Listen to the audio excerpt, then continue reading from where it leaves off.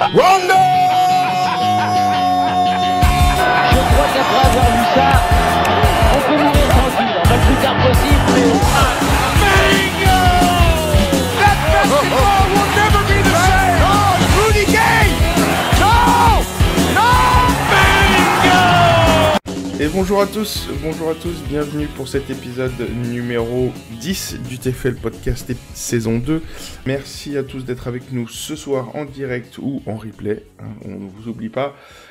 Aujourd'hui, épisode avec monsieur Isma Le Breton, comment vas-tu ? C'est messieurs dames, bonjour, ça va bien Cédric ? Eh bien écoute, très bien, excellemment. Aujourd'hui, exceptionnellement, nous serons que deux, nous serons tous les deux en amoureux. Après tu es Wiggins, donc est-ce que vraiment c'est en amoureux ? Tu es mon cat. Tu es mon cat, je suis ton Wiggins. Bon, en tout cas, on espère que ça va très bien. En direct, donc comme vous le savez, dès 20h, donc là, ce soir, sur YouTube et sur le Discord, petit podcast classique, vous en avez l'habitude maintenant. On passe le bonjour déjà à tous ceux qui sont avec nous, Cédric, Courpalette, Gauthier, Génodav, Marvin, Binge, Xeru. On passe aussi bonjour aussi à ceux qui sont sur YouTube.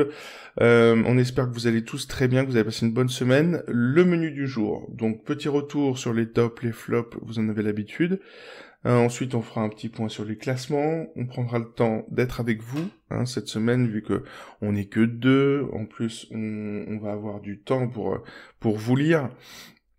Donc, on parlera un peu des classements équipes, etc. On vous engage à chaque fois que vous entendez le nouveau classement qui arrive, à vous donner vos classements, vos noms d'équipes, etc. Et puis ensuite, on fera une belle review tous ensemble. Donc sur toute la semaine qui arrive, la semaine d'avant Noël, semaine importante, on le sait, on va faire tout ça, et voilà, je pense que le menu est fait, on vous souhaite un bon épisode, et puis on est parti pour l'apéro. C'est l'heure de l'apéro! Apéro, monsieur Isma, tes tops, tes flops, raconte-nous ta semaine. Dramatique. Quand on commence à conseiller les gens avec un Carmelo Anthony le dimanche soir face à OKC, je vous l'avais dit, un 5. Ah non, mais clairement, mais qui te sort un 5. Moi qui m'étais fixé un 30-35 de moyenne sur l'année, bon, disons que ça m'a un petit peu plombé. Oui, niveau, c'est même plus une carotte, là, c'est vraiment le pire bad pick que j'ai eu, c'est le dimanche dernier, oui. Ouais, vous étiez, alors si je me trompe pas, vous étiez 476. Ouais, c'est ça. Donc, après voilà. 476 à 5 points, c'est dur. Ce même jour, on a eu un Zach Lavine, un Pascal Siakam à 18. Ça, il fait mal aussi. Hein. Le petit Pascalou à 18, il déçoit. Hein. Et puis ils sont combien de suite juste 900. Ah bon, ça va encore. C'est pas ça encore pique, de la, tu sais, c'est pas. Ouais, mais c'est pas encore du 2000, 3000 personnes qui l'ont. Enfin, tu vois, 2000 pics et puis on avait eu un Embiid à 19 aussi, ce même jour, ce dimanche. Là, je pense que ça peut commencer à piquer par contre. Ouais. Bon, sinon, qu'est-ce que t'as un peu de top quand même, un petit peu ou pas? Le meilleur top que j'ai eu, c'est juste hier, Siakam à Brooklyn, qui me fait 48 points. Donc, non, vraiment très petite semaine. Ah ouais, vraiment difficile. Non. Ah ouais, terrible. Du coup, tu veux que je te parle de ma semaine ou on fait comment? Bah non, je pense qu'on va directement passer. Non, c'est vrai que j'ai connu enfin une bonne semaine. C'est vrai que pour les anciens à la Marvin, etc., qui ne connaissaient plus, j'avouerais que je fais ma pire année TTFL depuis le début du jeu. Clairement, j'étais 5 millième ou un truc comme ça. Enfin, c'était assez catastrophique. Là, j'ai fait une belle semaine, enfin. Yanis 56, c'est propre. Oh, c'est propre. Un petit Luka à 66, en plus juste avant la blessure. Eh merde, alléluia. Et ça s'est terminé entre guillemets hier avec un petit 62 de Nikola Jokic que je n'ai pas joué depuis le début de la saison, que j'attendais le bon moment, que j'ai attendu le bon moment contre KC. 62, il a fait des spinous. Enfin, et la vérité, il leur a donné mal à la tête, c'était un truc de ouf. En plus, j'ai regardé le match, j'étais sur le lab cette nuit. Il m'a fait gagner 800 places rien qu'hier. Donc, je suis content. J'ai fait une belle petite semaine, entouré d'un petit Middleton à 33, d'un petit Rudy à 39. Voilà, ça passe une belle petite semaine à 48 de moyenne. ça fait plaisir. Ça faisait longtemps. Attends, chacun son tour. Bah ouais, je pense que oui, j'avoue là. Ouais, comparé à la semaine dernière, moi c'est vrai que là cette semaine, bon, je laisse l'honneur. Bah la semaine dernière, j'ai fait 5 scores sous les 20, je crois, sous les 30, je veux dire. Donc ouais, non, je crois que c'était un peu compliqué avec mon petit Kawhi 18, je me souviens. Bon, racontez-nous, dites-nous, vous, quel a été votre top, votre flop de cette semaine. On va partir un peu sur les résultats du coup de la semaine. Cette semaine, donc on a eu en best pick Karl Anthony Towns, Bam Adebayo à 60, ça a été beau. Oh, la surprise. Le Harden à 77. Ouais. Le Embiid à 70. Ensuite, un nouveau Harden à 86 points cette fois. Et hier, monsieur Jokic à 62. Donc, autant vous dire, Harden est sur des bases assez ouf.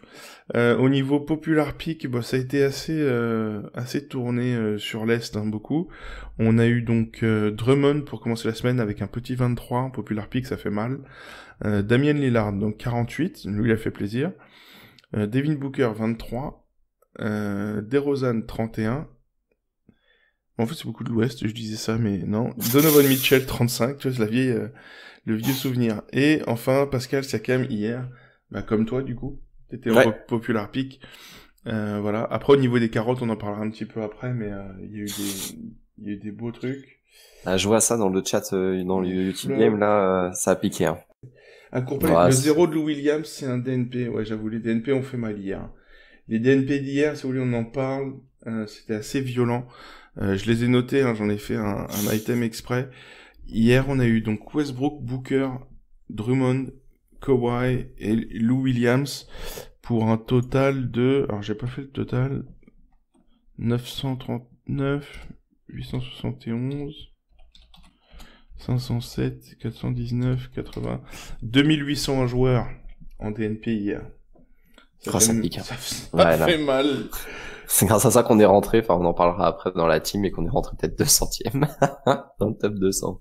D'accord. Ouais, non, c'était assez violent. On a eu beaucoup, hier, c'est vrai que la fermeture à 20h ou 21h a fait mal. Et après, il faut faire gaffe, hein, pourtant on le tweet, on le partage, mais c'est vrai que, voilà, Mexico a fait très très mal.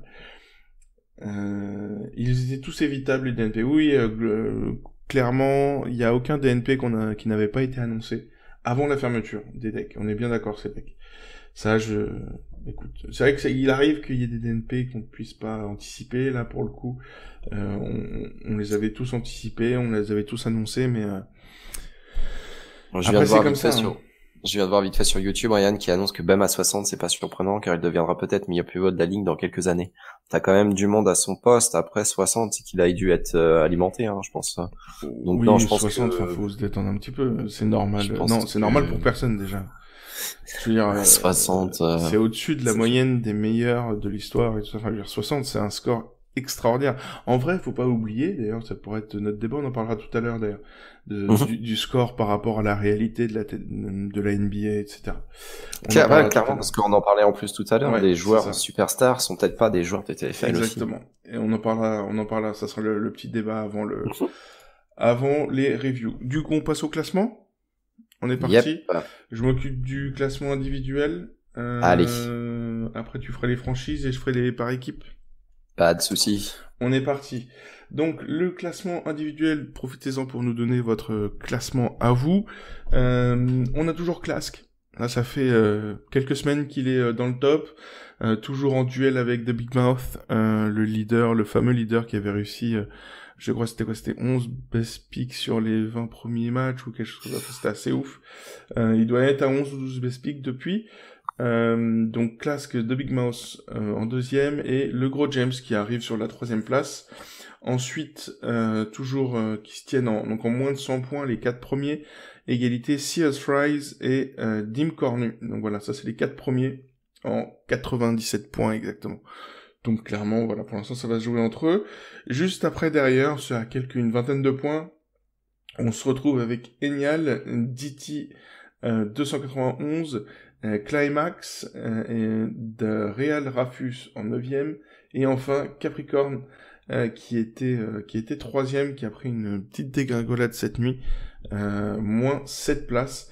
Donc voilà, on se retrouve avec un top 20 qui se tient en 150 points, donc en 3 jours, 2-3 jours. Ça va. Pour l'instant, il n'y a pas encore d'écart. Il n'y a pas encore de grosses fractures, mais voilà, on peut quand même noter qu'il y a quand même ce petit duel entre Clask et The Big Mouth, voilà, avec qui ont chacun une 80 points d'avance sur le reste de leurs poursuivants. Donc voilà, il y a quand même ce petit duel qui s'organise. On leur souhaite en tout cas bon courage. Et puis que ça continue surtout, parce qu'au final, c'est eux qui nous tiennent aussi en haleine, en partie sur l'indiv là-dessus, quoi. Ça va être rigolo. Clairement, ça va être le duel. Donc il faut tenir. Ça y est, on va commencer à ressortir la fameuse Maxime. La TTFL est un marathon, il faut tenir. Premier tiers de l'année de passé en plus, là, je pense. Bientôt, pas tout à fait. Tout bientôt. On va tweeter dessus de toute façon. Pour faire déprimer les gens. Du coup, on passe au classement franchise. Isma, on t'écoute. Pas de souci. Leader toujours, les San Antonio Spurs avec 20 119 points. Donc voilà, ça fait déjà depuis 3 semaines, je pense qu'ils sont leaders, je crois. Ah non, oui, qu'ils sont leaders. Moi, je savais que San Antonio déjà la semaine dernière, c'était ça. Petite dédicace, je crois, Anna qui joue là-bas, qui fait partie du lab, je crois, qui fait partie des Spurs, si je ne m'abuse.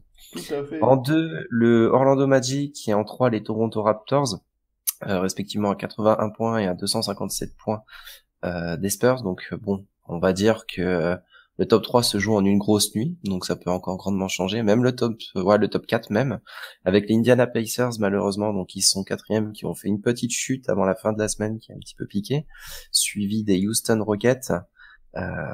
Plus grosse avancée du coup en 7e position, les Detroit Pistons plus 8 aussi, qui était intéressante. C'est par rapport à la semaine, je suppose, Cédric, les chiffres? Oui, c'est la semaine. Oui, d'accord. Enfin, c'est pas la semaine, c'est depuis dimanche dernier, quoi. Dimanche dernier, voilà. Donc plus 8 quand même pour le Detroit Pistons. Très grosse avancée, donc il fait plaisir, avec malheureusement la chute des Dallas Mavericks et des Boston Celtics. Et pour finir, à la 10e place, on a gagné plus 3. On est mon équipe, enfin l'équipe maintenant de Skills, à qui je fais une petite dédicace, des Minnesota Timberwolves, la TTFL Wolves, où on est à 806 points des Spurs, où je te cache pas, c'est notre... Ouais, ça pique, mais on est rentré top 200. C'est bien, vous êtes sur le bon chemin. Voilà, c'est ça, tout à fait. Et puis, Skills, on lui fait pas une petite dédicace, on lui fait des gros bisous d'amour. Ah, mais évidemment. Je l'attends toujours d'ailleurs. Je l'attends toujours avec son vélo. Il comprendra. Pour faire des dessins chelous avec son radar, son GPS. Exactement. Malheureusement, on va noter aussi que Utah, les Los Angeles Lakers et les New Orleans Pelicans, malheureusement, ont fait leur plus grosse chute, respectivement moins 4 places chacun. Donc ça pique un petit peu. Et en bas de classement, on peut noter aussi que les Chicago Bulls se battent quand même, donc ils ont gagné quand même une place. Donc c'est cool, continuez les gars. Malheureusement, il finit le classement avec les Philadelphia Sixers et les Cleveland Cavaliers, excusez-moi. J'ai mon accent breton. Et donc du coup non, mais en final c'est très intéressant cette année, comme on en avait parlé déjà la semaine dernière, vu qu'il y a de plus en plus de joueurs, bah du coup c'est de plus en plus compliqué à se battre sur aussi bien les franchises qu'en indiv qu'en équipe, où je vais te laisser la main d'ailleurs dessus. Mais justement c'est ça qui est cool, et effectivement comme dit Cédric, je pense que ça va être un des leitmotifs qu'on va commencer à harceler certains joueurs, c'est-à-dire que bah c'est un marathon. Lâchez pas quoi, la TTFL est impitoyable, mais hashtag faut rien lâcher quoi. Ouais, c'est compliqué même pour les franchises. On sait que les écarts se font en général un peu plus vite que pour les équipes. Les équipes, justement, parlons-en. Les équipes, la Ligue 1, les Jumpolin ont fait une des pires semaines là depuis le début. Ils sont toujours leaders, mais ils n'ont plus que 96 points d'avance sur la team Visu. Oui, la team Visu, vous avez bien entendu. Ensuite, on a une grosse rupture de 500 points. Donc, on se retrouve avec les All-In Crew qui ont fait un bon plan hier. Le FT Vio qui se retrouve aussi là sur la 4e place du podium. Ensuite, Trash Talk. Ensuite, les Ho-Ho qui sont revenus un petit peu, puis repartis, qui font un peu le yo-yo. Felton Goat qui se retrouve 7e après être rentré en Ligue 1, je crois, la semaine dernière. Kobe One. Les anciens, ça y est, ils sont là. Il aura fallu attendre. Du bout du nez, hein. Il aura fallu attendre un petit peu, mais. Oula, mais je viens de voir une équipe là en plus qui rentre. Ah d'accord, je vais te laisser finir. Je viens de voir une équipe qui rentre. Oula, ça commence à attendre, ça préchauffe. Les anciens du Lotto Jumbo qui font du vélo, en parlant de Eric, qui sont là. Lotto Jumbo 9e, 10e BBF Team. Ensuite 11e Fall Trouble qui est aussi là depuis un bon petit moment, avec NBA Angou donc 12e, mais pareil, qui sont là avec les JQT 23 13e. Et l'équipe dont tu parlais, je pense, ce sont les 14e. La team Narbonne est là, dans la Ligue 1. Mesdames, messieurs, nous avons les anciens, avec Kobe1, Lotto Jumbo et Narbonne en Ligue 1, et notamment, ces deux anciens, ces deux fous, ces deux groupes de fous furieux, ils sont encore là pour une 4e année consécutive. On va dire quoi? C'est deux grosses nuits peut-être qui les séparent à 767 points. Ouais, alors Kobe1 a 600 points de retard sur le leader. Alors sachant que on a Jumpolin et Visu à 100 points d'écart. Ensuite, il faut faire 400 points pour tomber sur le All-in Crew, et ensuite tout le monde se tient après à la queue leu. Donc, on va dire oui qu'ils sont à 2-3 nuits parce que rattraper 200 points une nuit c'est quand même beaucoup. Donc on va dire 3 nuits, 3-4 nuits. Faut 3-4 nuits d'écart pour rattraper 600, 500, 600 points. Donc Narbonne eux sont à 760 points. Donc ça fait plus une bonne semaine. Donc ça veut dire une bonne semaine de rise pendant que les leaders patinent un petit peu.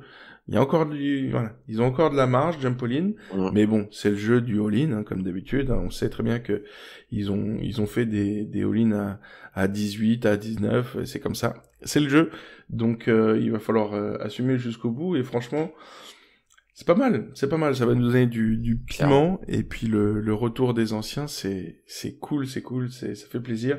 Ça prouve que ce n'est pas que de la chance. Et oui. Ah, clairement, non. Ce n'est pas que de la chance.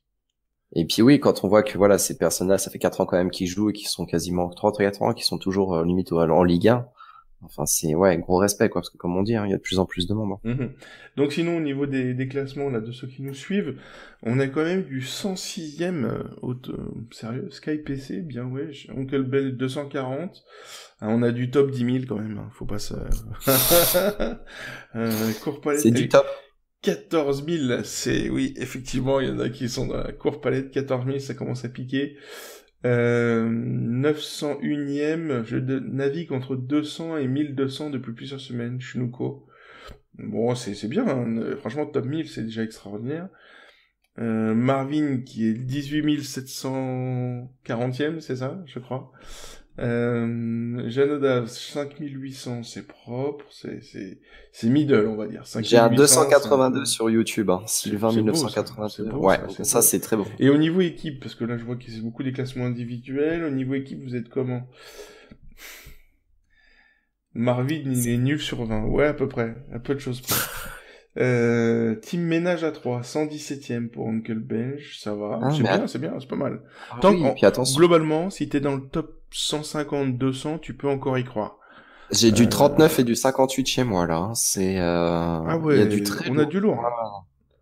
Attends, Spurs, ouais, après. Alors, tiens, Cédric, qui fait bien de nous mentionner, la team Weber Up. Alors j'ai remarqué ça ce matin, tu sais, je faisais préparer le deck sur le classement sur la semaine, enfin depuis dimanche dernier, depuis le dernier podcast. La team Weber Up sont donc maintenant en Ligue 3. Ils ont gagné 150 places dans la semaine. Ah ouais. Aïe aïe aïe. Ils ont piqué quoi surtout? Ah je sais pas, je demanderai à Valentine, notre amie laborantine qui nous aide un peu la nuit depuis Québec. La petite Valentine, la petite nouvelle qui est avec nous depuis quelques semaines maintenant, qui fait partie de la team. Et je sais pas, mais en tout cas ils se sont enflammés grave. Et donc c'est peut-être le lab qui porte chance, peut-être. Ils disent merci pour les conseils sur YouTube, c'est bizarre, hein. Bastien Prena qui m'annonce qu'il est 39e, il dit merci pour les conseils. Je pense pas qu'il parle de moi. Je sais pas pourquoi.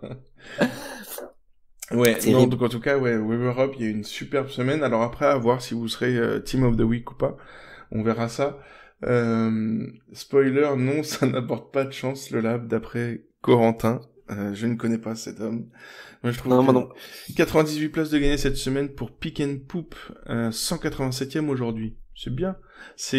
Voilà. Faut pas descendre plus bas, là. Là, c'est le moment, là, Noël, début d'année, c'est le moment où faut aller se placer, au moins dans les 150, pour moi, hein.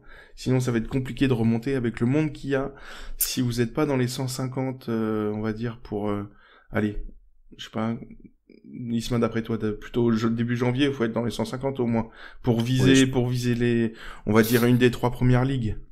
Tu me parles de quelque chose où j'ai jamais dépassé le top 3000. Donc, oui, je pense que oui. Après, je sais pas du tout parce qu'il y a aussi quelque chose qui est très mal, mais bon, c'est très tard dans l'année, mais le All-Star Break. Le All-Star Break, j'ai souvent vu des remontadas après le All-Star Break. La dernière ligue droite, les mecs, c'est un petit peu, voilà, les Mark Raquille de la TTFL, quoi. T'as rien compris, ils sont 4 millièmes. C'est ça. Et puis, il y a aussi un petit mercato qui va permettre à des équipes avec des joueurs qui jouent un peu une fois sur deux de se remettre avec des gars opérationnels. Donc exactement, compléter une équipe aussi, hein. C'est ça. Qui peut être très oui. C'est ça. Bon, allez. Du coup, on passe à un petit débat avant de passer au preview. On va parler justement de ces fameux scores TTFL par rapport à la NBA, par rapport aux réalités du terrain. On va en parler. T'es prêt, Isma? Allez, c'est parti. Allez, on est parti. Faut qu'on en parle. On parlait de ces fameux scores TTFL, justement, grâce à notre ami qui nous disait que Bam Adebayo à 60, c'était normal. Alors, non. Clairement, c'est pas normal. Il faut vous Alors, je rectifie, hein. Alors, je rectifie. Il a précisé que c'était normal, tout simplement parce que, c'est pas surprenant, car il deviendra peut-être meilleur pivot de la ligue. Il deviendra peut-être meilleur pivot de la ligue. D'accord. Il y a beaucoup de suppositions, mais c'est quand même pas normal pour un joueur. Après, tu vois, c'est comme si tu nous sortais à l'époque un joueur, celui qui avait fait 22 passes ou 30 passes avec le Magic, j'ai oublié son nom. Bon, c'est pas grave, dans les années 90. Non, c'est exceptionnel ce qu'il a fait. Non, un meneur du Magic. Ah, Penny? Non, c'est un meneur du Magic qui avait fait Skull Skiles ou un truc comme ça, qui avait fait 30 passes, je crois. Oui. Pour le Magic. Oui. Je sais plus son nom. Donc là, peut-être que c'est exceptionnel, qu'il a bien été alimenté, qu'il était dans la zone. Mais voilà, pour rejoindre le débat, c'est pas normal que Bam te sorte un score comme ça. Si tu l'appliques, tant mieux. Mais Scott Skiles, oui, je crois que c'est ça. Merci, Kaga Midris. Une incroyable qualité de passe, donc oui, c'est vrai. Ah, il peut prendre des rebonds et faire du pic. Non, mais en fait, clairement, faut 60, voilà, ça arrive, c'est pas à la limite, et puis Bam est en feu, et puis c'est un super joueur, franchement, il est extraordinaire en ce moment. Mais ce qu'il faut se rendre compte, les gars, c'est qu'avec, donc, le score TTFL, en fait, en vrai, si vous êtes joueur NBA et que vous faites régulièrement 25, 30 points TTFL, c'est extraordinaire, déjà. Vous faites déjà partie des meilleurs. C'est-à-dire qu'il faut se rendre compte que la norme, c'est pas 45 ou 50 de moyenne, hein, les gars. Quand un joueur TTFL, quand on voit Evan, par exemple, on peut parler de lui, il fait pas encore partie des premium picks, etc., mais de temps en temps, les gens le prennent. Ils vont être déçus parce qu'ils vont faire 28 mais en fait, regardez les stats qu'il faut faire pour faire 28 points TTFL, ou alors faut être très très propre, mais avec des pourcentages, on va dire, à peu près à 50%, 40%. Regardez les stats qu'il faut faire, c'est déjà extraordinaire. C'est déjà faire partie de l'élite de la NBA que de faire 28, 29, 35, c'est déjà extra. Quand tu fais un 40, 45, c'est déjà que t'as fait un match de ouf, en fait. Et après, on en est habitué parce que nous, on pense que il faut faire 40 de moyenne. Mais en fait, un joueur NBA qui fait 40-45, c'est déjà extraordinaire. Ça peut être le match de sa carrière. Et après, voilà, faut pas oublier que c'est des extraterrestres qu'on a qui font des 40-45 de moyenne sur la saison, voire 50 pour certains. Mais après, sur du one shot, oui, faire 60 c'est possible, mais c'est pas normal. C'est ça que je voulais notifier, quoi. Mais n'oubliez pas que voilà, 30 points TTFL, quand t'es vraiment un joueur NBA qui fait 30 points TTFL, moi je dis t'es bien déjà. Après, à l'inverse aussi, par exemple, plus ou moins le débat, c'est que est-ce que par exemple le score TTFL reflète-t-il des fois les joueurs NBA un petit peu? Ce qui est marrant, c'est que LeBron, qui est considéré comme un joueur all-time, a fait très peu de best pick au final, a fait des prestations monstrueuses. Après, c'est en playoff qui, évidemment, c'est un gros pick, mais fait très peu de best pick. Tout simplement. Après, attention, hein, c'est un petit peu aussi le early best pick. Il peut le louper de 2-3 points, mais il est très rarement en best pick, LeBron. Quand on voit par contre des joueurs où Harden, Davis, qui faut remettre, c'est vrai, dans le contexte, qui sont juste des monstres. C'est ça. Mais c'est des catch fire sur une semaine, une saison, c'est assez ouf. Et pour revenir à tout à l'heure, donc c'était effectivement un Scott Skiles qui avait fait 30 passes décisives contre Denver avec Orlando le 30 décembre 1990. Voilà, pour ceux qui veulent aller regarder, avec 63 points TTFL au final. C'est pas mal. 30 passes décisives, c'est correct. C'est correct, comme dirait l'autre. Record qui tient toujours, oui, a priori. Record qui tient toujours, on est bien d'accord. Tout à fait. Donc oui, c'est, LeBron, en fait, historiquement, en saison régulière, ça a jamais été foufou. C'est bon, mais ça a jamais été foufou. Tu sais, il fait partie du top 5, top 10. Tout le temps. Ouais. Après, voilà, c'est assez ouf, hein, ça reste quand même, Et à l'inverse, par exemple, si on reste dans ce débat de joueurs NBA avec la TTFL, parce que vraiment la TTFL c'est un jeu différent. Un Westbrook qui l'année dernière était en triple-double, donc on est tous d'accord qu'il a marqué la NBA quand même. Niveau best pick, je me rappelle à une époque que Wiggins avait plus de best pick que Westbrook.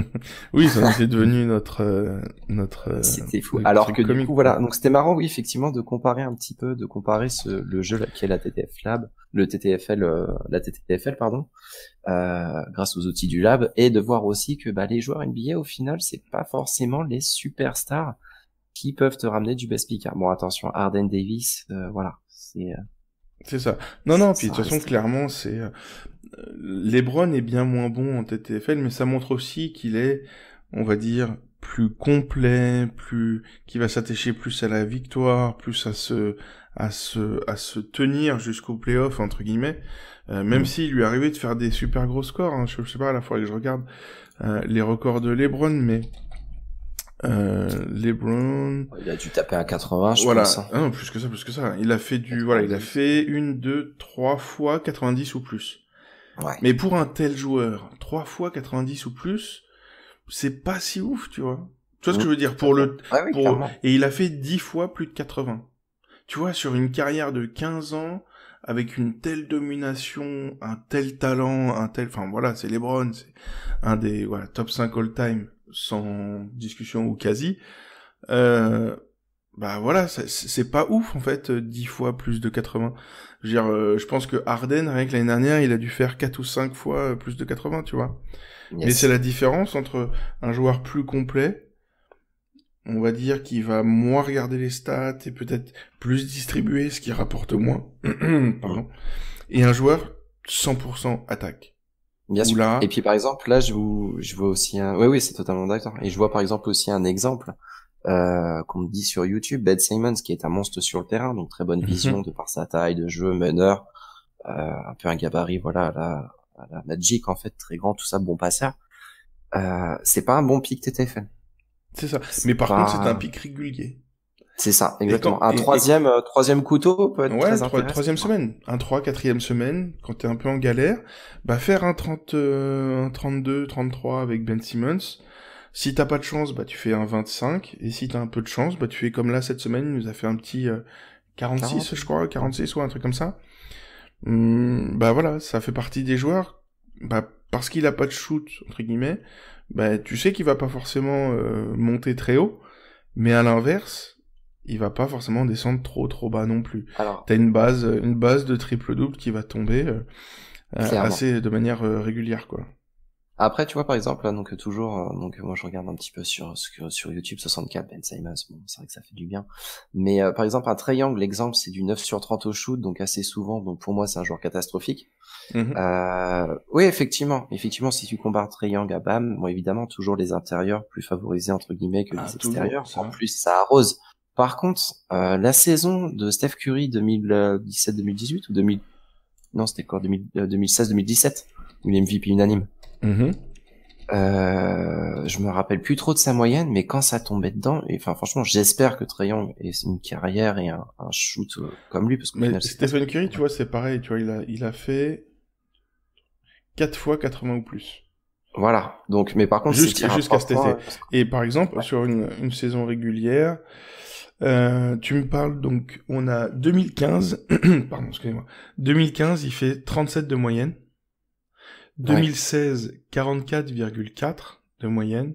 Donc, ce qui était énorme, hein. Faut comprendre que quand on joue en 2016, tu prends Curry, tu te dis c'est un truc de malade. C'est ça. Et 2017, 36 seulement. Ça, c'est donc l'arrivée de KD. De Durant, ouais. Et 2018, 39,6. Et 2019, donc l'année dernière, 37,6. Ouais. Donc sa meilleure saison, c'est 44,4, 82 matchs, c'est propre.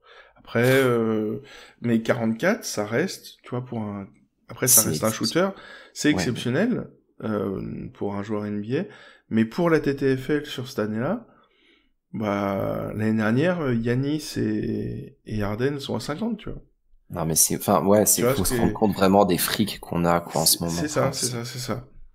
Après voilà, si on parle des meilleures saisons all-time. Non, mais voilà. Moi, je me rappelle juste d'un épisode cet été que vous aviez sorti avec le Lab pour nous faire patienter. Je vous invite à aller voir sur Twitter, à remonter un peu le fil du Lab, mais c'était Chamberlain qui, je crois qu'il m'avait, mais non, mais en fait, je lisais les trucs, mais tu sais, limite, ça me dégoûtait. J'étais genre niveau points, ça me dégoûtait, en fait. En fait, le match à 100 points, on l'estime à au moins 160 points TTFL. Imaginez en TTFL, 160 points. Déjà, on fait le cap. Tout n'est pas compté, on n'avait pas les blocs, après, le problème, c'est que on a la box score qui est un peu, discutable, discuter ce que tu veux. En plus, on n'a pas les points, on n'a pas la ligne à 3 points. Bon, pour Wilt, ça change pas grand-chose, mais pour d'autres joueurs, ça change beaucoup. Et après, par rapport aux stats qu'on a disponibles, pour moi, ce que j'ai estimé, c'est vraiment, après, je peux pas le dire scientifiquement, on a les stats et tout. Je pense qu'il devait tourner à 60 ou 70 de moyenne sur ses meilleures saisons. Mais franchement, c'est-à-dire que la saison où il fait 48 minutes,5 par match, donc c'est-à-dire qu'il joue tous les matchs, toutes les minutes de tous les matchs, y compris les overtime, je pense qu'il fait 60-70 de moyenne. Donc on parle vraiment de freak, en fait, quoi. Voilà. Oui, non, pour moi, c'est Wilt Chamberlain, au-delà de n'importe qui, peu importe la pace, peu importe l'époque, peu importe, c'est le freak statistique de tous les temps. C'est-à-dire que tu peux mettre, même Shaq, il y a pas, tu peux pas avoir dominé autant que lui. En tout cas, statistiquement parlant, par rapport, si en plus tu mets sous la loupe de la TTFL, il y a pas pire que ça. Il y a pas pire que Wilt Chamberlain. Et même, regarder, même Shaq, tu vois, regarde. Par exemple, même Jordan, je me rappelle Jordan, mais Jordan, lui, il a les 4 meilleures saisons all-time TTFL. De toute façon, c'est simple. Sur les 10 meilleures, il en a 5 ou 6 à lui, je crois. Il fait sa meilleure saison TTFL, c'est 56 de moyenne. 56 imaginez sur 82 matchs. Hein. Donc ça veut dire qu'il met 5 points ou 6 points de moyenne à Giannis et Harden de l'année dernière. De moyenne. De moyenne. T'es déçu avec lui, vous vous rendez compte que vous êtes déçu sur des avec joueurs comme ça? Avec un 50 si vous le piquez. Donc c'est comme si vous preniez un Harden maintenant et vous sort un 20, quoi. Donc non, voilà. En tout cas, voilà, faut pas oublier, quand vous jugez les joueurs NBA, par rapport à leur note TTFL, oubliez pas qu'un 30, c'est super déjà. C'est déjà un super match. Au-delà du fait que les stats ne disent pas tout, comme on l'a dit, on a des joueurs qui ont des stats et des scores TTFL plutôt bas, mais qui sont ultra valuable. On va parler des Ben Simmons, dans une moindre mesure, parce qu'il fait quand même partie des meilleurs, mais de LeBron, qui historiquement n'a pas des moyennes. Par exemple, il a aucune saison parmi les top 10 all-time, tu vois. Par contre, en playoff, il fait partie des meilleurs. Mais on peut parler aussi, je sais pas, de joueurs comme Draymond Green, tu vois, ou à l'époque, comme d'un Dennis Rodman, ou tu vois, ou des joueurs comme ça qui sont ultra valuable, mais qui vont pas forcément... Bruce Bowen, même Ouais, Bruce voilà, Bowen, par il exemple. y en a plein. Il y en a plein des gars comme ça, et qui vont être ultra valuable pour une équipe. Je sais pas, tu me parles... Regarde, Klay Thompson, comment tu mesures les défenses?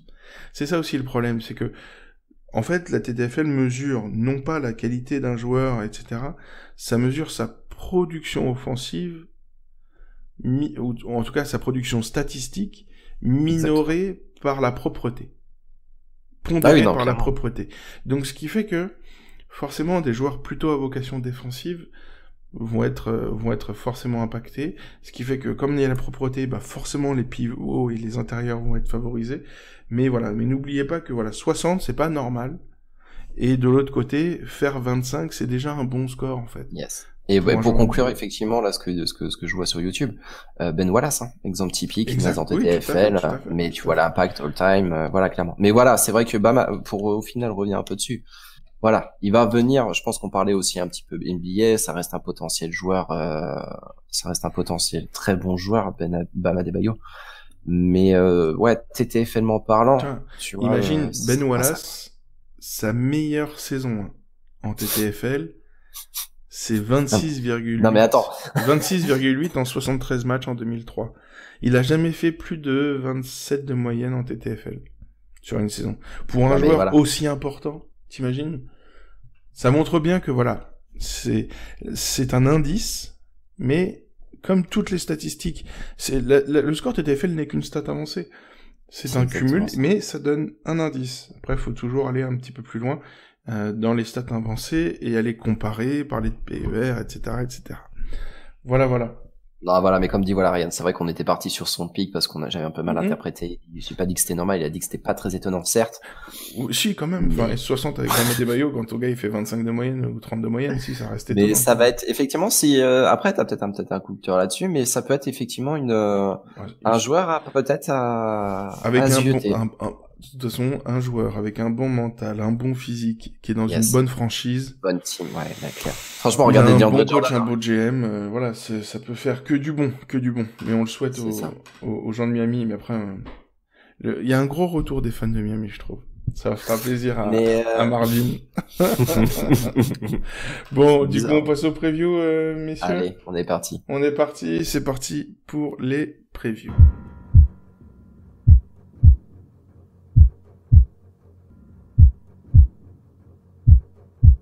On commence ce lundi. On arrive, c'est bientôt Noël, c'est assez ouf. Lundi 16 décembre, j'espère que vous avez fait vos cadeaux d'ailleurs. Lundi 16 décembre, Monsieur Isma, nous avons 7 matchs. Beaucoup. Ouais. 7 matchs, c'est pas mal. Une fermeture de deck à minuit. On se retrouve avec les gros pics comme d'hab. Bon, je pense qu'on va commencer par parler quand même de second couteau, plutôt que les évidences. On a donc du Houston, San Antonio, Milwaukee, Dallas, Détroit, Washington, Portland, Phoenix. Qu'est-ce qui te chauffe? Toronto, Cleveland. Qu'est-ce qui t'attire? OKC, Chicago. À titre perso, moi j'ai un Toronto Raptors Cleveland, Toronto Cleveland, et j'ai Kyle Lowry perso. Ça peut être rigolo. Voilà, moi encore une fois, je vous ai dit ma semaine, je devais tourner à 32 moyenne. Là, si je peux me taper un petit 35, je suis un homme refait. Là, moi je pense plus du tout à lundi. Moi je pense clairement à la team franchise, clair et net. Là, c'est l'équipe qui prime au prime abord. Là après c'est compliqué parce qu'on a San Antonio qui est franchement pas ouf. Contre James Harden, voilà. Est-ce que pourquoi pas prendre Westbrook éventuellement? Après il sera après clair et net quoi. Clair et net quoi. Après il y a des matchs qui peuvent être intéressants. Le bon spot normalement c'est Drummond contre Washington. On le sait, les pivots contre Washington en ce moment. Voilà.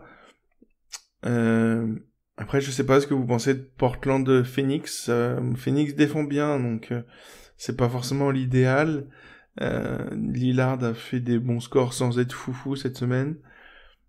C'est une journée compliquée, je trouve. C'est une journée très compliquée parce que du coup, Dallas, j'ai du mal à les voir tenir contre Milwaukee.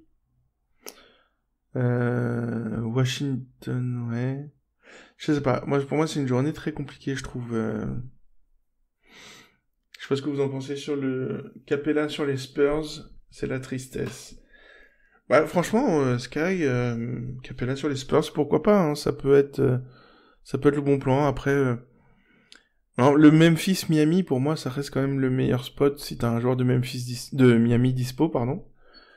Parce que tu te retrouves quand même avec Memphis qui tient un peu la baraque, contrairement, je sais pas. Moi, je dirais plutôt, partir sur Westbrook, Capella, c'est chaud, parce que Capella c'est pas évident. Franchement, si vous arrivez à vous... Après, sinon, on a du OKC Chicago. OKC Chicago, si vous avez un petit Steven Adams ou un petit Gallinari. Gallinari, ça peut être pas mal. Gallinari sur Chicago, ça peut être pas mal. Kyle Lowry en TTFL, il faut qu'on parle. Non, mais respectez-vous. Mais quand je vous dis que il peut rien du tout. Et effectivement, Drummond peut être pas mal ou un pivot contre Chicago. Franchement, Gallinari contre Chicago. Ouais. Après, mon Gallinari est sur 13 de moyenne sur les 10 derniers jours. Ah, voilà. C'est chaud. Adams contre les Bulls, hein, ça peut être sympa. Ouais. Après, ça fait Adams, après, je sais pas, franchement, honnêtement, hein, c'est une journée très compliquée. Je vais te poser une petite question, Chris si Paul, possible. peut-être. Chris Paul. Ouais. Exactement. Chris Paul tourne à combien? Alors, Chris Paul tourne à 27 de moyenne, 29 sur les 30 derniers jours, 32 sur les 10 derniers jours. Donc, il est en progression. Il a un mauvais historique contre Chicago. Donc, il a 12 et 23 contre pour ses deux derniers matchs. Dunn, évidemment. Lowry, il faudrait qu'il soit dans le tableau, déjà. Non, Non. J'ai Fred VanVleet. Norman Powell, je vais pas voir Kyle Lowry. Je rigole, mais attends. Siakam, VanVleet... Ah si, Kyle Lowry, je dis des bêtises. Kyle Lowry contre Cleveland, il a fait un 48 et un 27, il tourne à 28 de moyenne, 22 sur les 30 derniers jours, 24 sur les 10 derniers jours. Et il a plutôt une défense favorable face à Cleveland. Non, franchement, c'est pas évident. Ça va sortir du YOLO. Après, on a les Whiteside, on a les DeRozan, face à Houston, DeRozan, pourquoi pas. Franchement, je suis pas très hypé par cette semaine, hein. Par cette journée-là. En tout cas, on vous souhaite bon courage, clairement. Je sais pas. Après, Zach LaVine contre OKC, c'est middle aussi. La grosse défense d'OKC, c'est pas ouf pour les Bulls. Et puis Dallas, je sais pas, dites-nous dans le chat, mais est-ce que vous voyez Dallas vraiment tenir là sans Luka? Ça va être compliqué, hein, parce qu'on piquait souvent contre Dallas, c'était un bon spot, parce qu'on savait qu'on avait Luka qui allait tenir la baraque de l'autre côté, donc on évitait les blowouts. Là, est-ce que Tim Hardaway Jr. plus Porzingis, ça va être compliqué, parce que là Porzingis contre Milwaukee, on oublie, on est d'accord? Je pense que ça sert à rien. Mais non, en tout cas ça va être très compliqué pour ce lundi. On passe au mardi? Qui sera tout aussi compliqué, je crois. Oui, tout aussi compliqué, c'est clair. On va avoir une semaine délicate pour ceux qui passent sur du second couteau, clairement. Donc, on tourne à 6 matchs, fermeture des decks à minuit, toujours ce mardi. Ce mardi, on se retrouve avec un petit Lakers Indianapolis, Lakers Pacers, Phoenix Clippers, Atlanta New York, Brooklyn Pelicans, Sacramento Charlotte et enfin Utah contre Orlando. Donnez-nous votre pick du mardi. Donnez-nous votre pick, tout à fait, du mardi. Moi personnellement j'ai Gobert face au Magic. Oui, c'est pas terrible, mais si je peux encore, la trentaine. Il y a d'autres matchs, hein. Évidemment, il y a d'autres matchs qui y a d'autres choses. Si vous pique contre le Magic, généralement avec des extérieurs, c'est très compliqué parce qu'au final, ces derniers temps, je trouve ça plutôt intéressant. Avec un Jonathan Isaac qui s'est un petit peu bougé, c'est assez intéressant. Franchement, on pique un pivot contre Isaac, c'est pas ouf. Mais bon. Oui. Mais c'est vrai que c'est compliqué, mais après je suis en tentation pour l'instant. Non, après, les matchs sont très compliqués. Puis contre Charlotte, à la limite, je sais plus qui joue contre Charlotte, les Sacramento Kings, bah je sais pas. Est-ce que Fox revient bientôt? J'avais vu qu'il était en day-to-day, non? Je sais plus. Oui, il est en day-to-day toujours. Après, je sais pas. D'accord. J'ai pas de date de retour. Devonte Graham face aux Sacramento Kings, il y a du pace à volonté. Moi, je pense qu'on pourrait partir dessus. Hein. Ça pourrait être très intéressant. Après, au niveau des historiques, on a Montrez qui a fait du bon taf contre Phoenix. Phoenix. Ça mélange des Fennecs d'Algérie et les Phoenix les Suns. C'est ça. Après, ouais, non, c'est vrai que c'est compliqué. Bon, après, je pense quand même Donovan, ça reste comme une valeur sûre sur Orlando quand même. Même si Evan défend, il se donne en défense, mais s'il devrait. Bah tiens, d'ailleurs, on dédicace à Evan. Son dernier match contre Utah, il avait fait -11. C'était le mois de janvier dernier, je crois. Il avait fait 2 fois -11 dans le mois. C'était assez violent. Sinon. Donc on a quoi? On a Atlanta-New York, ça peut être bien, franchement. Ouais, à la limite, un petit triangle, on en parlait tout à l'heure, hein, mais bon. Atlanta-New York, ça peut être bien. Puis, ouais, après, je sais, c'est compliqué. Sabo contre les Lakers, c'est compliqué. Qu'est-ce qu'on nous dit? Ingram contre Brooklyn. Moi, ça me plaît bien. Ça me plaît pas mal. Et même d'ailleurs, Jarrett Allen contre les Pels, ça peut être le match à suivre. Le Brooklyn Pélican, au niveau score TTFL, je pense que ça peut être le bon spot, ouais, effectivement. Ouais, il peut être pas mal, ouais. Ouais, après bah, comme tu disais, ouais, le Charlotte Kings peut être bien aussi, hein. Charlotte Kings, après, par contre, c'est du YOLO, hein, parce que d'un côté comme de l'autre, niveau stabilité des scores, c'est chaud, hein. Parce que tu vois, on a du Richon Holmes qui avait fait 35 et 9 contre Charlotte. Ouais. Et sinon, c'est Buddy Hield qui est en train de chauffer en ce moment. Pour moi, je pense que le plus safe des Kings, ça serait Buddy, tu vois. Il est il est à plus de 30. Plus de 30 sur les 10 derniers jours, 24 sur la saison, donc il est vraiment en progression. Il est en train de chauffer. Donc je pense que, ouais, Charlotte, je partirais sur du Buddy Hield. Éventuellement, voilà, du Donovan, si vous avez encore. Oui, clair. Après, voilà, si vous avez vos gros qui reviennent, j'ai vu que il y en avait certains qui avaient du Paul George, évidemment. La question ne se pose pas. Si t'as les gros, si t'as les premiums de dispo, voilà, il faut peut-être... Après, ça sera peut-être le sujet d'un débat, mais combien de temps t'attends maximum une fois que ton premium redevient dispo? Tu vois, ça peut être, parce qu'après, Paul George a fait des trucs, assez sales. Bon, pas autant que Blake Griffin, mais ça, on en reparlera. Non, mais bah, écoute, moi, ça va tourner, peut-être, voilà, autour de Buddy Hield en second couteau, Jarrett Allen, why not du Drew Holiday, ça peut être pas mal. Franchement, Drew Holiday ou Brandon Ingram, comme disait, franchement, comme disait Auré, ouais, je pense que le Brooklyn Pélican, pour moi, ça reste, ouais, c'est le match à suivre. Autre chose, monsieur Isma? Bah, écoute, non, même pas, oui, après, ouais, les gros, piquez pas d'un joueur de Philadelphie contre Miami, ça va être compliqué. Non. Si vous avez 4 face à New Orleans, normalement, ça devrait être intéressant, hein. Non, franchement, après, là, c'est très compliqué. En second couteau, je sais même pas ce qu'a fait. Est-ce que tu considères, non, Harris, après, mais pas. Bill, si vous l'avez, si vous considérez comme un second couteau de luxe, si vous l'avez, allez-y, sortez-le, mais je pense que là, on est plus sur du, troisième couteau, quoi, à cette semaine. Ouais. Mercredi, du coup. On arrive mercredi 18. Mercredi, ce sera le pic 57. On aura officiellement passé le tiers de saison, fermeture des decks à minuit. On se retrouve donc mercredi avec 9 matchs de nouveau, énormément de confrontations. En match intéressant, bah justement, concernant les Timberwolves, Minnesota contre Pélican.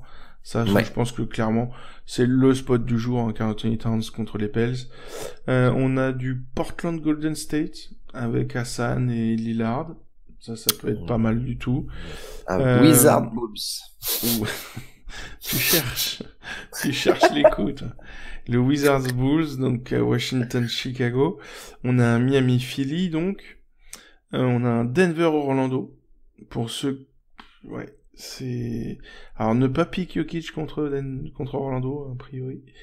C'est du mauvais historique et c'est un mauvais spot a priori au niveau statistique. Mais Vucevic, il est toujours pas là, on est d'accord. Ouais, mais c'est Isaac, mon pote. Isaac, il fait mal. Oui, c'est vrai. Bah après, si Jokic se réveille en ce moment là, attention, hein, parce que le Joker a un peu de... après, oui, il fait mal à tout le monde, mais bon. Et on a un OKC Memphis. OKC Memphis, ça me plaît pas mal, tu vois. Prendre un petit shy ou si vraiment t'es dans le dur. Après, sinon, t'as quoi? Allez, on part sur donc t'as le duo Hassan Damian Lillard contre Golden State, clairement. Ensuite, on parlait de Brandon Ingram contre Minnesota. Je suis pas sûr que ce soit le meilleur. On a plutôt un mauvais historique sur les ailiers sur Minnesota entre Covington et Wiggins. Ils essayent plutôt de défendre. Après, je sais pas ce que tu vois de plus, Isma, toi, du coup. Moi, j'avais, le mercredi Washington Wizards avec Bill, quoi, qui peut être intéressant. Après, Love, je sais pas s'il joue toujours. Franchement, moi, je déconseillerais. Parce qu'avec les rumeurs de trade et tout, ça va être compliqué. C'est exactement ça, ouais. C'est ça, c'est chaud. Auré nous dit mercredi, j'ai Bill contre les Bulls. Robin qui nous dit retour du Pascal Game contre Portland. Ouais. Ouais. Écoutez, vous voulez vraiment les stats de Pascal? Je sais même pas si je les ai, faut que j'aille les chercher. Pascal contre Portland. Ouais, c'est chaud quand même, les gars. Parlez bien du GOAT. Ouais, ok, d'accord. La secte Pascal, vous allez vous détendre tout de suite, les gars. Ouais, Love, il se fait trade au milieu du premier quart, ça va être terrible, c'est ça. C'est ça le problème. Donc, oui. Après, on part sur quoi? On a du Siakam contre Détroit, du Bam contre Philly, c'est compliqué, ça. Pivot contre Philly, c'est chaud. Piqué contre Miami aussi, ça peut paraître compliqué. Joël fait plutôt des bons scores. Il avait fait un 69 et un 45 contre Miami. À voir ce que ça donnerait. Ouais, malgré les impacts plutôt en sa défaveur. Drummond contre Toronto, moi je dirais plutôt non. On partirait plutôt sur du Zach Lavine. Ouais, sinon c'est... Je sais pas, Chris Paul contre Memphis, compliqué. Mercredi, Kemba. Ouais, si vous l'avez. On a du Boston-Dallas. Donc ouais, Tatum ou Kemba. Je sais pas là, ouais, Kemba peut être pas mal, ouais. Kemba, ouais, why not? Ça serait peut-être le moment, effectivement. Surtout que... Ouais, qui va remplacer... ça c'est la question à la main. Qui va remplacer Doncic, vraiment? En tout cas, ça va pas défendre mieux. Ça, c'est sûr. Donc ouais, Kemba, moi je serais plutôt pour, tu vois. Kemba, à voir si Gordy sera de retour, mais je pense que ce sera un peu tôt encore. Il devrait, mais ouais, c'est compliqué. Jaylen Brown, sinon Porzi du coup en face. Porzi contre Boston. Je sais pas, vous en pensez quoi? T'en penses quoi, Isma? Porzingis contre Boston? Les intérieurs face à Boston, moi perso, Boston en intérieur, je suis pas très fort, pas fan perso. Moi, j'ai peur du manque de meneur. Boston. Je sais Robin, pas. Moi, lui, n'y croit pas non plus. Compliqué quand même. Chris Paul, après, c'est vrai que l'historique va faire. Après, Chris Tapps, il est sur du 24 de moyenne. Faut pas l'oublier. Ouais. Ouais, tu vois, C'est vrai que ça tombe à pic, quoi. Après, ouais, c'est pour ça que moi j'avais tweeté, tu vois, ça va être un vrai test pour le groupe de Dallas, sans Doncic, de voir qui va step up, qui va, voilà. Après, si vous pouvez faire du YOLO en hommage à nos amis, comment ils s'appelaient, c'était quelle équipe qui avait fait le all-in, comment il s'appelle, Tim Hardaway, c'était Space Jam, je crois. Space Jam qui avait fait, All-in Tim Hardaway, il leur avait fait 1. Tim Hardaway Jr. qui avait fait 1. Amusez-vous. Mais ouais, Tim Hardaway a pris un step up hier. Est-ce qu'il va step up encore toute la semaine? Franchement, ça peut être un YOLO pick sympa. Hein. Claire. Ça peut être un bon délire. Après, voilà, c'est du YOLO pick. Hein. Faut pas avoir d'équipe ou alors leur dire gentiment que tu vas démissionner à la fin de l'année. Ça, c'est clair. Sinon, oui, donc Pascal, évidemment, ouais, contre Portland, pourquoi pas. Du Tatum ou du Kemba contre Dallas.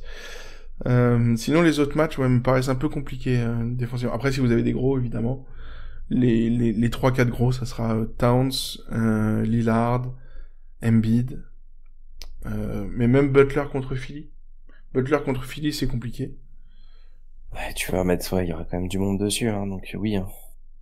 Ouais, Vucevic revient ce soir en limitation de minutes, ouais. Mais clairement, Vucevic, pour moi, faut attendre. Hein. Il a quand même mis des grosses carottes cette année. Il est loin du Vucevic à 40 ou presque de moyenne hein, cette saison. Du coup, messieurs, on passe au jeudi, c'est ça? Jeudi 19? Oui, tout à fait. Jeudi 19, c'est un peu plus light. On ferme toujours à minuit, mais on n'a que 4 matchs. 4 matchs qui sont Rockets, Clippers, aïe aïe aïe, Milwaukee, Lakers, Atlanta, Utah, et enfin les Spurs contre Brooklyn. Autant vous dire que ça va être un jour à se mettre devant la télé, prendre les popcorn. Le Houston Clippers et le Milwaukee Lakers va valoir son pesant de cacahuètes. Du coup, Isma, qu'est-ce que tu... Bon, on parle pas des gros, on dit, hein, évidemment, c'est Giannis, Harden, Davis, LeBron, Kawhi... J'ai Paul George. T'as Paul George, c'est bien. Ouais, c'est pas mal, Paul George, c'est pas mal. Je suis trop fier de moi d'avoir... Après, il a mis des carottes, hein, cette semaine. Ah oui, clair. Il a mis des carottes. Mais bon, je pense que quand même, sur un gros match comme ça, après, Houston, c'est quand même... pour les ailiers, on va dire que c'est plutôt bon spot. Bah, Lamarcus face à San Antonio, ou alors essayer de partir sur du second Lamarcus face à Brooklyn, ouais. Lamarcus face à Brooklyn, pardon, oui, excuse-moi. C'est vrai que ça peut être pas mal. Après, tu me dirais, c'est peut-être trade, hein. Dinwiddie face aux Spurs, ça peut être rigolo aussi. Ouais, moi ça me plaît pas mal, Dinwiddie. En plus, Lonnie Walker va être a priori absent parce qu'il s'est fait mal, là. Donc ça fait un peu moins de défense. Dinwiddie, ça me plaît pas mal. Après, si, t'as le Donovan Mitchell contre Atlanta. Franchement, contre Atlanta, oui, le Trae Young contre Donovan Mitchell, ça peut être marrant. Clairement. Rudy, en général, c'est pas le bon spot, les pivots contre Atlanta maintenant. Il a un historique un peu middle. Il a fait un 52, un 27. Donc c'est pile ou face. Après, Capella a un bon historique contre les Clippers. Si vous êtes en bout de bon, il a fait 45, 36, 38. Il est à 33 de moyenne sur la saison. Capella, ça peut être un bon spot. Et sinon, Chris Middleton. Bon historique aussi contre les Lakers. Ça peut être pas mal. Sachant que, de toute façon, c'est Giannis qui va attirer toute la lumière, donc pourquoi pas. Qu'est-ce qu'on nous dit sinon dans Kyrie? C'est un retour pour quand? Il a été repoussé, je suis pas sûr qu'on ait de date officielle. Je regarde si on a eu des nouvelles. Non, j'ai pas de... Non, parce que ça fait déjà 13 ou 14 matchs manqués pour Kyrie. Je suis pas sûr qu'on ait quelconque nouvelle et je suis pas sûr qu'ils vont se presser. Et même pour son retour, je suis pas sûr qu'ils s'en fassent beaucoup pour le faire jouer trop vite. Hein, ça m'étonnerait.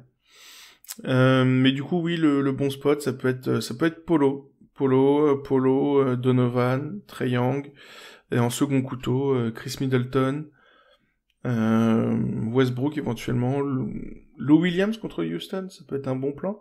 Le retour de Williams, Lou après Williams. Lou Williams c'est un pur second pick au final. C'est ça, un vrai second couteau.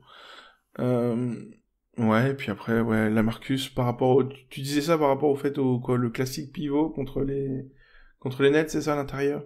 Bah exactement. Après, même si Jarrett Allen après a de quoi tenir, mais je veux dire voilà, du 4-5 mètres, la Marcus après il peut te faire un 35-40 assez propre normalement. Normalement, je dis bien. Après, comme je l'ai lu, c'est une belle soupe de carottes aussi ces derniers temps. Oui. Après, c'est clair que là, si t'as pas de premium vraiment sur les 2 gros matchs. Et puis attention, après, comme on a dit, aux rumeurs de trade aussi, ça peut arriver. Ça peut arriver. Tu vois, il y en a un qui me chauffe aussi depuis longtemps, c'est Bojan Bogdanovic de Utah. Alors c'est du YOLO, hein, mais ça fait un moment qu'il me chauffe, lui. Bojan, contre Atlanta, franchement, ça peut le faire. Ça peut être un bon spot. S'il prend feu, c'est fou. Ah ouais, franchement. Mais encore là, la dernière fois, cette semaine, hein, non, franchement, il fait, de temps en temps, il fait du 45-55, là, il fait plaisir. Ouais, Bojan, moi, ça me chauffe, peut-être. Je vais voir. Je vais réfléchir. Après, c'est du YOLO, donc, pour l'équipe, je suis pas sûr que je m'autorise ça. En plus, on vient de revenir enfin dans le top 100, donc, on passe au mercredi, à moins que tu aies quelque chose d'autre. Au mercredi, au vendredi, au samedi. Au vendredi. Bah non, pour moi, là, on est bon. Ouais, vendredi. Ouais, vendredi, c'est ça. Vendredi, voilà, on était le 19, là on passe au 20. Vendredi, grosse journée, hein. Ouais, encore 10 matchs. 10 matchs, fermeture à minuit. Alors, on a Sky qui nous dit Simmons contre les Mavs. Vendredi, Clint contre les Suns. Aubergine, c'est pas un bon spot, hein, Clint Capella contre les pivots contre les Suns, c'est pas ouf. Hein. Ryan qui me sort un BAM versus New York. Ouais, bah, tu sais alors, je vous fais un spoiler après, à voir comment ça se passera par rapport aux stats qui vont s'enchaîner cette semaine, mais aujourd'hui, si on devrait sortir le tableau aujourd'hui, Adebayo, c'est la 2e ligne du tableau. Ça vous parle, quoi. Donc le gars est actuellement à 44 de moyenne sur les 10 derniers jours. Par contre, contre New York, on se retrouve avec un bon impact, plus 1,5, la défense de New York, avec un impact positif parce qu'il est pas en back-to-back et parce qu'il est à la maison, pour BAM, donc c'est tout bonus. Par contre, il y a un mauvais historique. 9, 17 et 19. Donc tu vois, c'est middle. Après, ouais, Aubergine qui nous disait Clint Capella. Bah, Capella, en fait, si tu veux, les Suns, c'est pas ouf pour les pivots, historiquement. Historiquement, bah tu vois, je sais même pas si... Attends, Houston joue vendredi? Parce que tu me dis Capella contre les Suns. Mais non, c'est OKC qui joue contre... Ouais, raquette vide. Mais en fait, je sais pas de quoi tu parles, Aubergine. Écoute, je ressaisis-toi. Parce que, la raquette des Suns, c'est loin d'être vide. Elle est plutôt pleine. Notamment d'un gros rouquin. Et de 2, les Houston joue pas ce vendredi. Donc, je pense que tu sais... Xario Chimura versus Sixers. Oui, pourquoi pas. Ouais, je suis pas chaud. On est vendredi, hein. Moi, j'ai McCollum, perso, face au Magic. Ah, j'ai peur encore. Ouais. Ah, non, mais du coup, je vais peut-être tenter le bas. Non, le classique. Je vais regarder en live s'il revient. S'il revient, c'est le classique de chez Classique.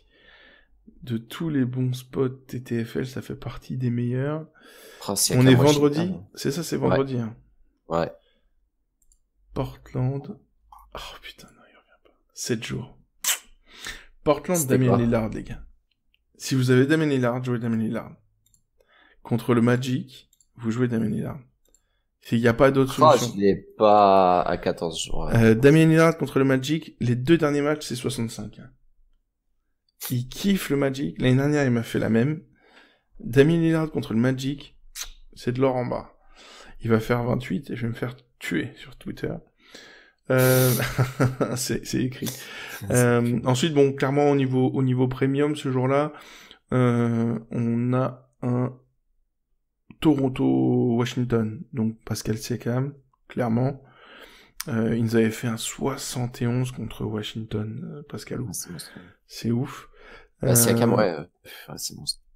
Ensuite, on a un Joel Embiid contre Dallas, clairement. Là, c'est porte ouverte. À voir si Dallas va tenir. Ça sera la question, de toute façon, tant que Luka sera absent. André Drummond contre Boston. Il avait fait un 50 et un 44 sur ses 2 derniers matchs. Pourquoi pas. Kemba, ça me plaît beaucoup sur Détroit. Détroit va tenir avec Drummond. Why not? On nous a dit... Qu'est-ce qu'on nous a dit sinon? Pick suicide. Ouais, j'avoue, je suis mort sur les Sixers. Oui, c'est plus... Vucevic sur les Blazers, attention, il va être en restricted minutes, donc il va être restricted. Donc, Ah bon, oui, puis en plus, tu piques Vucevic en retour de blessure contre Hassan Whiteside.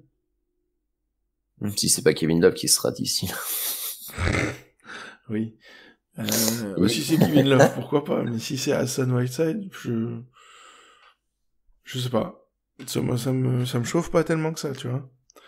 Après, qu'est-ce que t'en penses, toi, les Denver Minnesota, ouais, contre les Wolves? C'est clairement en faveur de Denver ces derniers temps, mais après, qu'est-ce que tu veux pique? Jokic, à la limite, contre 4, c'est vrai qu'il y a des faiblesses en défense. Murray, tu tapes sur le pile ou face. Wiggins, après, avec la défense qu'il y a, ou Covington, ça va pas te rapporter gros sur ce match. Non, c'est pas un match à pique pour moi, perso, en tout cas. Ouais. Après, on a le Indiana Sacramento. Ça peut être pas mal, ça. Un petit Brogdon. Indiana Sacramento. Brogdon peut être pas mal, ouais, effectivement, ouais. Sabonis, l'impact est un peu négatif. Mais Brogdon, moi, ça me plaît bien. Qu'est-ce qu'on a d'autre? Bradley Beal contre Toronto. Ah, il a un superbe historique, dis donc. Superbe historique 32. Donc c'est un peu middle, mais 66 et 45. Donc c'est pas mal. Ouais, ça va être... Ouais, après on descend dans les bas-fonds, dans les bas-fonds. Les extérieurs contre Denver, hein, donc Tig et Wiggins, ça vous oubliez. Après, ouais, en défense, sérieusement, on arrive sur du Buddy, Tristan Thompson, Will Barton, Jason Tatum. Kevin Love a un bon historique contre Memphis. Après, le problème, ça sera, comme d'habitude, on en parlait tout à l'heure, le trade potentiel. Donc, est-ce qu'il va jouer toutes ces minutes? C'est compliqué. Mais, ouais, clairement, moi, le bon spot, on va dire Jimmy Butler, ouais. Bam. Évidemment, Pascal Siakam contre Washington. Ouais. Et Damien Lillard, franchement, si vous l'avez, jouez-le. Après, je sais pas ce que vous en pensez, vous, de Ingram contre Golden State. Normalement, ça doit le faire, hein, ça doit faire du 35-40, ça. Normalement. Ouais, puis après, Drummond, éventuellement, qui a un bon historique. Je pense que ça va tourner autour de ça. Après, je sais pas ce que vous avez d'autre. Bam, sur les Pacers, le 27. Oui, c'est un peu plus loin. Et j'ai pas Lillard. Walker Sud Détroit. Ouais, Greek Creek, ouais, c'est ce que je disais. Ouais, ça me plaît pas mal. Walker Sud Détroit, ça me plaît vraiment bien. Bon, du coup, on passe au samedi. On a une semaine pas évidente, hein. Je trouve très quand difficile. Même. Très difficile. Si t'as pas de premium, ça va être une semaine compliquée. On passe au 21. Samedi. Fermeture à 23h. Donc faites attention. Donc, on se retrouve avec fermeture à 23h, je l'ai dit, 9 matchs encore. Là, beaucoup de gros pics, gros premium avec du gros historique. Beaucoup de rouge dans le tableau. On se retrouve avec James Harden contre Phoenix, Minnesota, Portland. Donc là, on a de quoi se faire plaisir. D'avoir un carnage. Ouais, c'est ça. Du coup, Lillard contre Minnesota ou contre après t'as Towns, hein. Towns face à Whiteside, ça peut stretcher à 3, ça peut le fumer, je pense. Hein. Moi, je le tenterais bien. Je sais pas. Moi, je le tenterais, le Towns. Hein. Ouais, mauvais historique après. Bon, à voir. Ensuite, on a Milwaukee, New York. Donc, si t'as Giannis, qu'est-ce que tu veux que je te dise? Il fait 50 à chaque fois. Il fait plus de 50, 55, 56, 54. Comme ça, c'est clair. Joel Embiid contre Washington, encore. Donc 36, 61, 51. sur les 3 derniers matchs. C'est pas mal du tout. Dinwiddie, tiens, Brooklyn Nets, Hawks. Dinwiddie. Ouais, Dinwiddie, ça me plaît bien. C'est un bon spot de second couteau. Tobias Harris a un bon historique aussi contre Washington. Donc en second couteau, ça peut être bien. Moi, Tobias, j'ai du mal à le jouer. J'ai vraiment, ça va Tobias, moi j'ai André Drummond à la base, mais vu qu'il a annoncé blessé, je me risquerais peut-être sur un Tobias, quoi. On se retrouve avec on a Thomas qui nous dit, Zach LaVine sur Détroit. Zach LaVine sur Détroit, niveau historique, qu'est-ce que ça donne? Oula, ça donne pas grand chose. 28, 27 et 2 au dernier match. 2. C'est 2. C'est, voilà, middle pour Zach, a priori, historiquement parlant. Jarrett Allen versus Atlanta? Ouais. Mais alors là, tu vois, ça fait partie des trucs, Atlanta, tu vois, ça fait partie des trucs qu'il faudra qu'on analyse un peu plus profondément, mais, tu sais que, d'après les 2 tableaux qu'on fait au niveau impact, défense, etc., et ben, justement, Atlanta fait partie des niveaux pivot, c'est pas ouf du tout, en fait. Il faudrait que je retrouve la stat. Parce qu'après, ça tourne souvent au final. T'as pas qu'un seul qui est sur un joueur, Atlanta, donc t'as pas mal de... Au niveau impact, donc au niveau du tableau, j'ai moins 2,2. Ce qui est énorme. Hein. Ce qui est énorme. Alors que, attends, je vais chercher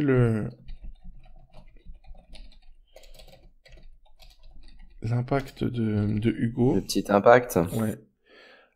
Et pour un pivot, non, tu vois, c'est ça. Atlanta, c'est pas bon du tout. Hein. Atlanta, ils sont même pas, les pivots titulaires adverses font moins de 24 de moyenne. Donc ouais, Atlanta, non, Atlanta, c'est pas bon. Hein. Atlanta, c'est pas ouf pour les pivots. C'est bien ce que je pensais. Alex Len sous-côté, Deepoy. Oui, Marvin. Alors arrête la drogue. Quitte Miami. Donc, qu'est-ce qu'on nous dit d'autre? Westbrook contre Phoenix, ça peut être pas mal. C'est un bon historique aussi, ça. Sabonis m'a fait 24. Ouais, Torian Prince. Ah, si, on a Rudy contre Charlotte. Rudy contre Charlotte, normalement, c'est festival. Ah, normalement, ça pourrait être pas mal. Rudy Charlotte, c'est festival. Ben Simmons contre Washington aussi, c'est beau. Ouais. Après, bon, prenez pas des marres, hein. Vous êtes contre les Clippers, c'est marre. Non, les Clippers, on oublie. Non, effectivement. Bon, après, Griffin aux Bulls, peut-être. À voir s'il est revenu. On sait pas. Malgré les calottes qu'il a fait. Est-ce qu'on parle de Griffin ou pas? Griffin. Sur sa dernière semaine, tu veux dire? Tu veux dire la dernière semaine de Griffin? Sa dernière, oui, sa dernière. Alors, attends. Il fait combien de moyenne, Griffin? Il est dans le tableau? Non, il est pas dans le tableau, c'est pas possible. Vu sa semaine, c'est pas possible. Donc, Blake Griffin, comment vous dire? Blake Griffin, il a fait -1, 2 et -3. Donc, le gars est censé être un premium en TTFL ou pas loin. Et le gars fait -0,6 sur la semaine. Comment c'est possible? -0,6 sur la semaine, s'il te plaît, mon gars. Donc, je sais pas ce qui se passe. Ouais, non, mais c'est chaud de ouf. Blake Griffin, c'est d'une violence rare. Alors, je sais pas qui, si certains d'entre vous l'ont piqué. Il joue ça picote les gens. Donc, c'est Kagamidris qui nous dit, ouais, il joue blessé. Mais c'est au-delà de jouer blessé, là. Il y a un truc où, donc là, effectivement, il est sorti une première fois, là, cette nuit, il a fait -3. Il était à 1 point TTFL, il rentre au vestiaire. Il revient, il fait le signe au gars, on regarde en direct, tout va bien, il hoche de la tête et tout, non, c'est bon, ça va. Il rejoue, il passe de 1 à -3, et il revient pas après la mi-temps. Tu dis, mais, donc 1, il joue peut-être blessé, mais 2, il y a un vrai problème Blake Griffin, c'est pas possible. Il peut pas jouer blessé pendant des semaines, enfin, je veux dire, au bout d'un moment, il y a un vrai problème de gestion, ou il y a quelque chose il y a vraiment quelque chose qui va pas. On a Richard qui... Ouais, c'est ça, c'est ce que j'avais vu. Face aux Clippers. Exact, Lamarcus face aux Clippers, non, c'est pas bon pour moi. Puis contre les Clippers, je suis pas fan, perso. Ouais, le truc, c'est que Après, je sais pas au niveau impact, vraiment, statistiquement, ce que ça donne, mais... Après, si tu piques contre les Clippers, c'est plutôt contre les intérieurs, effectivement. Parce que Harrell défend pas ouf. Mais oui, non, c'est pas... Après, il faut... Est-ce que tu vois franchement les Spurs tenir? Non. Alors, clairement, hein, cette année, non. Tu me dis ça il y a 2 ans. Ouais, je sais pas. Ça me paraît... Non, pour moi, je pense pas. Pique contre les Clippers, encore une fois. Non, pour moi, non. Et Marvin, je te rappellerai que les roues ont une âme, tu seras gentil. Fais attention à qui tu parles. Tu vas te retrouver ban direct. Pique contre Miami, les Clippers, oubliez. Allez, les Clippers, on peut pique si vous avez un gros intérieur. Parce que Montrezl, voilà, c'est pas... Et Zubac, c'est pas la défense de ouf. Les Lakers, eux, t'oublies les intérieurs. T'oublies tout court. En fait, les Lakers t'oublient tout court. À la limite, si t'as de la chance, t'as un ailier et tu te retrouves le match où LeBron a décidé de pas trop défendre. Mais en cette année, il n'a pas énormément. Contre les extérieurs, bah, il se mange Avery Bradley, etc. C'est relou. Si t'as un intérieur, bah, alors là, t'oublies. T'as 2 des 4 ou 5 meilleurs contreurs de la ligue, avec Davis, avec Howard, et puis même, comment il s'appelle? Javal qui fait du bon taf. Donc, les intérieurs, Dwight, tu peux oublier. Aussi, ouais. Dwight, ouais, j'ai dit. Ouais, pardon. Bref, le trio est ouf. Donc, ils sont super complémentaires. Il y en a toujours au moins un qui joue et tout. Enfin, t'oublies. Oui, et puis, voilà, comme dit Xaeru, globalement, tu prends le top 3, le top 5 défense, et des ratings défensifs, et puis, bah, tu piques pas contre eux, tout simplement. Voilà. Ensuite, on est qui jeudi, c'est Paul. Ah oui, jeudi, on en est loin. Tac. Mais écoutez, moi, pour ce samedi, je pense qu'on a fait le tour. Pour résumer, les gros pics, Harden, Giannis, évidemment, Joel, éventuellement le test Karl Anthony Towns pour Isma, même s'il y a un mauvais historique. Et puis ensuite, au niveau des bons spots, on peut parler de Trae Young contre Brooklyn, de Rudy contre Charlotte, les pivots contre Charlotte, on sait ce que ça donne en ce moment. Éventuellement, on avait dit aussi Tobias Harris, potentiellement. Et Clint Capella contre Phoenix, on avait dit que c'était un peu du YOLO, parce qu'on a un peu les deux. Et Donovan Mitchell contre Charlotte aussi, ça peut toujours être un bon spot. Je vais faire la petite journée de dimanche, malheureusement, après je vais devoir vous laisser. On est parti. Je me permets. J'ai eu un petit spot qui est rigolo, premier match quand même. Boston face à Charlotte. Mais dis donc. Dommage, ça se joue pas à Charlotte. Mais c'était rigolo. Mais je vais le prendre. Je prends Carrot Man. Monsieur Kemba Carrot Walker. Je prends Kemba Carrot Walker. Allez. Okay. Normalement, j'étais parti sur un Tatum. Mais donc, ce dimanche, fermeture à 21h, 5 matchs. Donc, les 5 matchs. Lakers-Denver. Donc, pour moi, c'est un match à oublier. Après, si t'as Anthony Davis.